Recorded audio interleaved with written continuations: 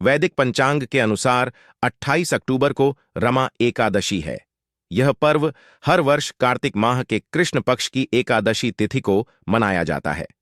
एकादशी के दिन चुपचाप गाय को खिला दें, यह एक छोटी सी चीज। उससे पहले दोस्तों जान लेते हैं रमा एकादशी के बारे में। सूर्य जब एक राशि से दूसरी राशि में प्रवेश करते हैं तो ज्योतिष में इस घटना को राशि परिवर्तन या किस्मत चमकाने वाली घटना कहते हैं। हर महीने एकादशी का पर्व आता है, लेकिन अक्टूबर महीने में आने वाली रमा एकादशी सबसे ज्यादा महत्वपूर्ण होती है। इस दिन सूर्य धनु राशि के निकट कर कुंभ राशि में प्रवेश करता है। आइए जानते हैं साल 2024 में रमा एकादशी कब है। स्नान दान मुहूर्त महत्व। साल 2024 में रमा का एकादशी 28 अक्टूबर 2024 को मनाई जाएगी। इस दिन पवित्र नदी में स्नान के बाद सूर्य पूजा करने वालों को आरोग्य, धन, सुख, समृद्धि और अक्षय पुण्य आन प्राप्ति होती है। कहते हैं इस दिन गुण, अन्न, वस्त्र, काला तिल आदि का दान करने वालों को मोक्ष प्राप्ति होती है।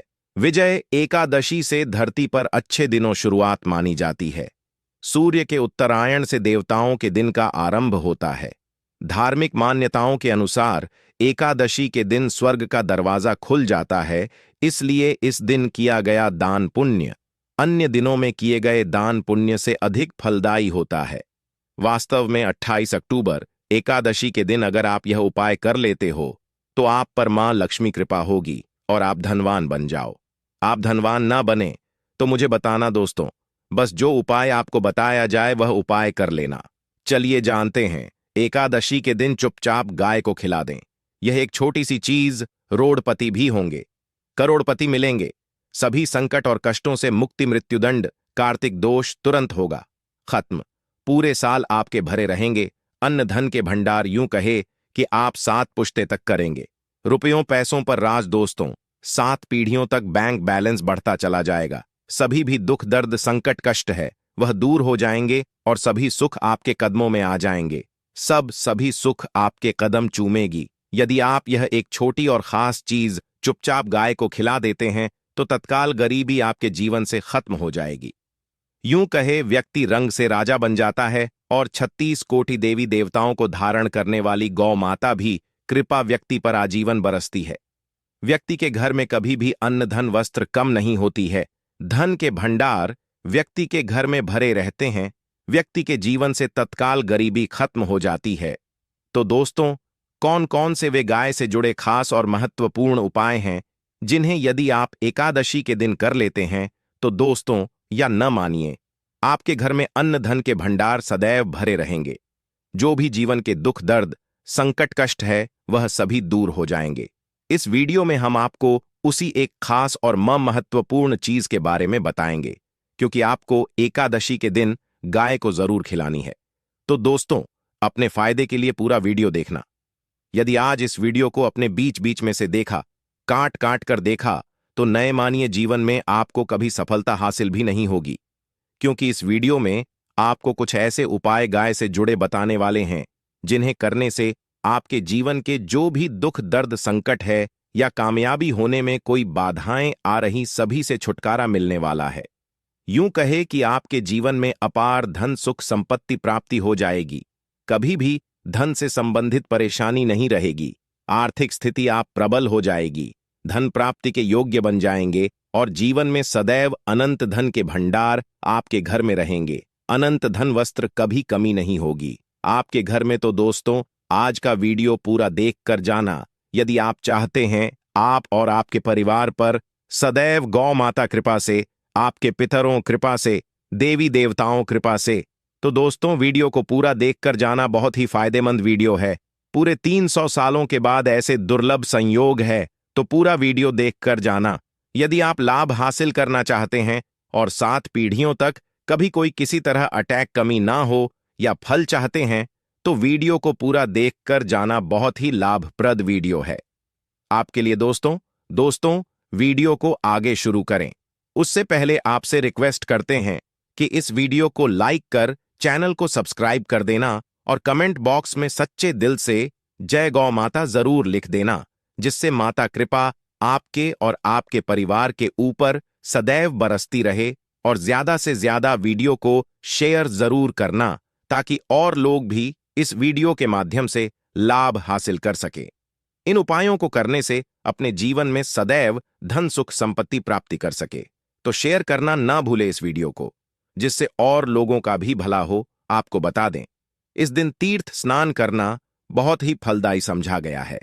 यदि कहीं तीर्थ स्थान पर पवित्र नदी में स्नान करना संभव ना हो तो आप क्या करें, घर पर ही नहाने वाले पानी में गंगाजल कुछ बूंदे डालकर स्नान कर लें।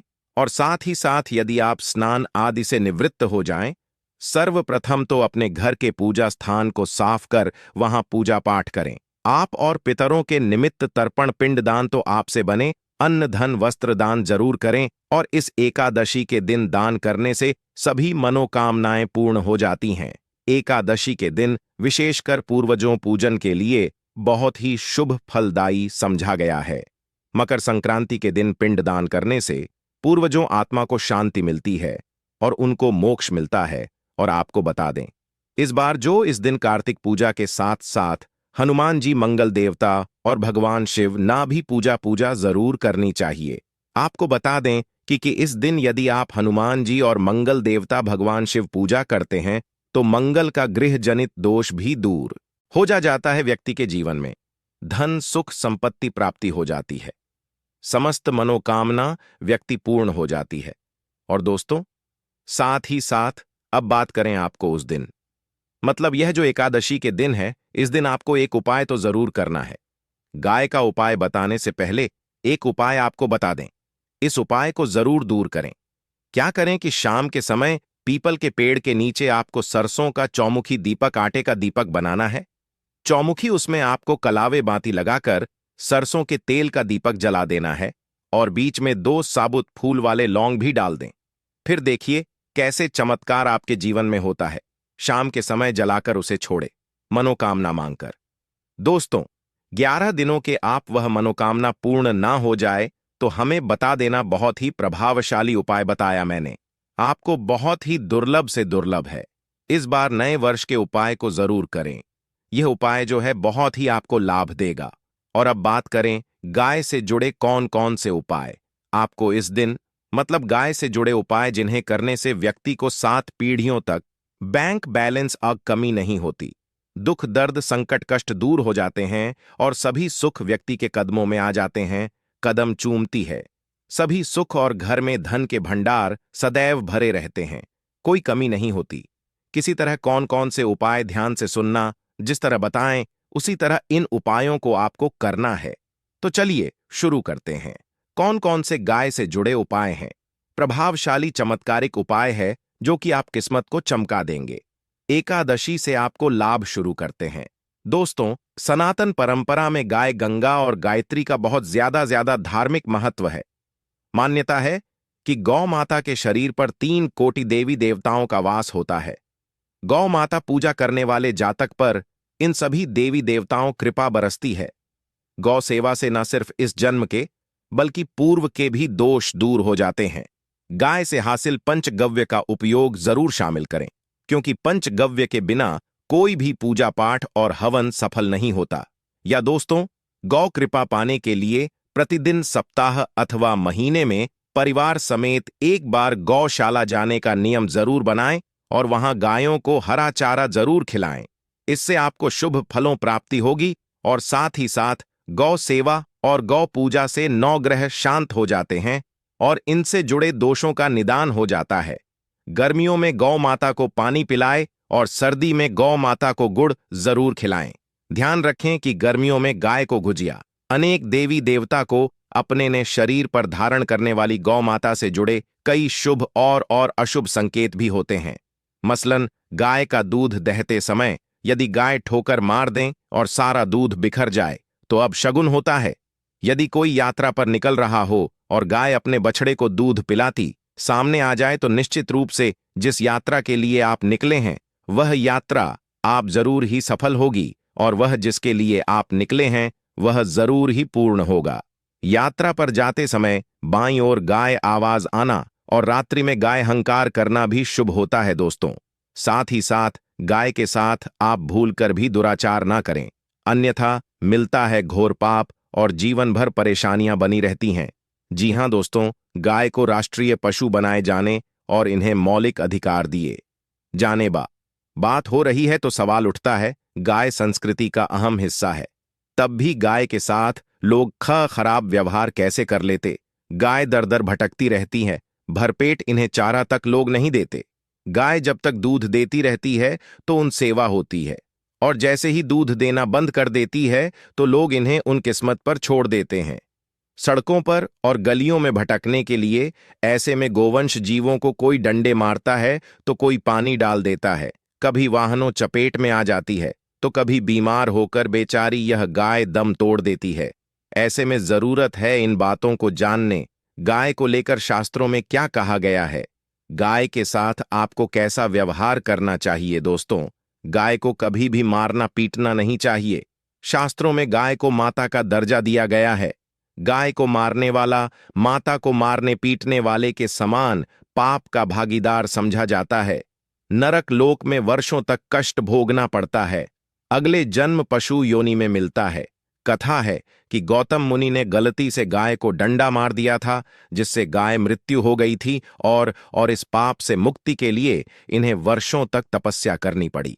भगवान श्री कृष्ण जी ने बैल स्वरूप में आए वृद्धाश्रम का वध कर दिया था, जिससे मुक्ति के लिए भगवान श्री कृष्ण को संपूर्ण तीर्थों को एक कुंड में बुलाना पड़ा, और इस कुंड में स्नान से वह पाप मुक्त हो गए थे। दोस्तों, साथ ही साथ पानी पी रही गाय को भगाते हैं, वे घोर पाप के भागी बनकर नरक भोगते हैं।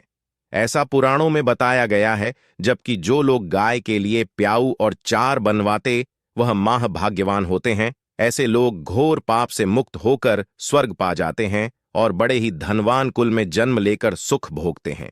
और साथ ही साथ आराम कर रही गाय को कष्ट देकर कभी भी उठाना नहीं चाहिए। कहते हैं कि जिस स्थान पर गाय बैठी है वहां से नकारात्मक ऊर्जा खत्म हो जाती है। गाय के बैठने जगह को जो लोग नियमित साफ रखते हैं, वह जन्म में किए गए जाने अनजाने में पापों से मुक्ति हो जाती है और गोलो लोक में थान पाते हैं। गाय को डंडा मारकर उठाना, पानी डालकर उठाने से मनुष्य पाप का भागी बनता है और अगले जन्म में उसे दर दर भटकना पड़ता है। और साथ ही साथ शास्त्रों में बताया गया है कि गाय का दूध उसके बछड़े के लिए होता है। गाय के बछड़े से बचा हुआ दूध ही मनुष्य को लेना चाहिए, परंतु कुछ लोग एक बार गाय को दूध लेने बाद फिर से बछड़े के लिए बचा हुआ दूध भी धो लेते हैं। ऐसा करना घोर पाप कहा जाता है। ऐसे दूध को धोने वाला और ग्रहण करने वाला दोनों ही पाप के भागी बन जाते हैं। दोस्तों, साथ ही साथ शास्त्रों में कहा गया है कि गोवंश मतलब गाय और बैल के पीठ पर नहीं बैठना चाहिए। इन पीठ पर बैठने से महापाप लगता है। ऐसे लोगों को नरक और यातना भोगनी पड़ती है। एकमात्र देव के अंश के उत्पन्न नंदी ही गोवंश है, जिस पर स्वयं महादेव और महादेवी सवारी करती है। क्योंकि नंदी ने स्वयं अपनी इच्छा से महादेवी सवारी बनना स्वीकार किया था। और साथ ही साथ शास्त्रों में गाय के दान को बहुत ही महत्व दिया गया है, परंतु ऐसी गाय का दान कभी नहीं करना चाहिए जो बूढ़ी और बीमार हो।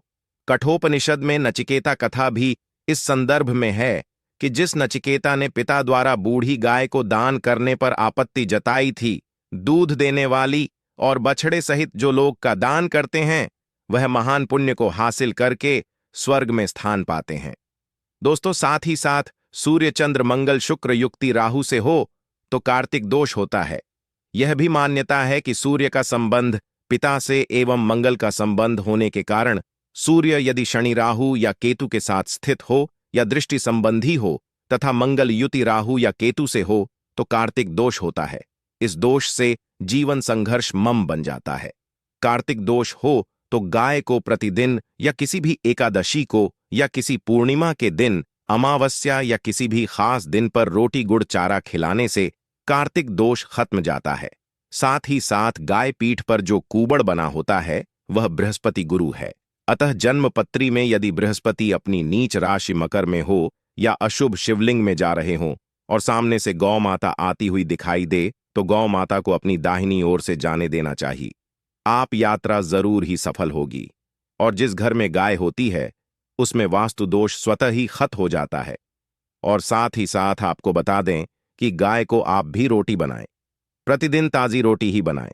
गाय को अगर आपने रोटी बनाई है तो कोशिश करें कि उस रोटी को आप तुरंत ही गाय को दे दें।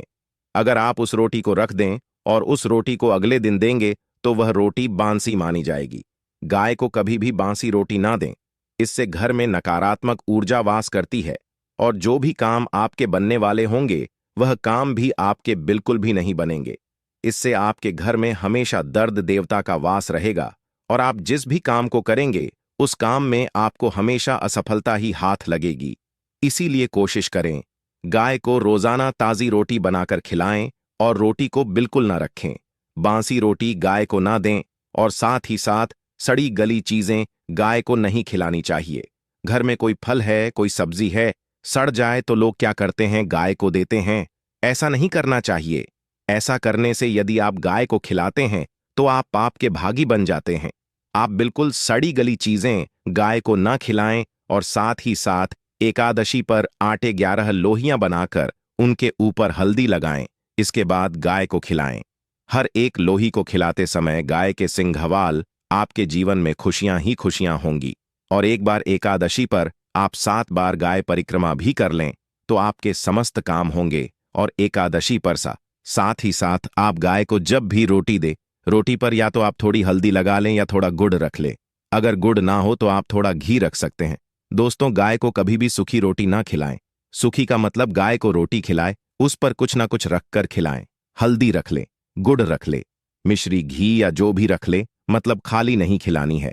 इतना करने मात्र से आपके जीवन के सभी दुख दर्द समाप्त हो जाए। दोस्तों, यह थे गाय से जुड़े कुछ महत्वपूर्ण उपाय, कुछ बात जिन्हें आपको ध्यान में जरूर रखना है। दोस्तों, चैनल को सब्सक्राइब करना बिल्कुल भी नहीं भूलना। कृपया आप चैनल को सब्सक्राइब जरूर करें। आप सभी का धन्यवाद।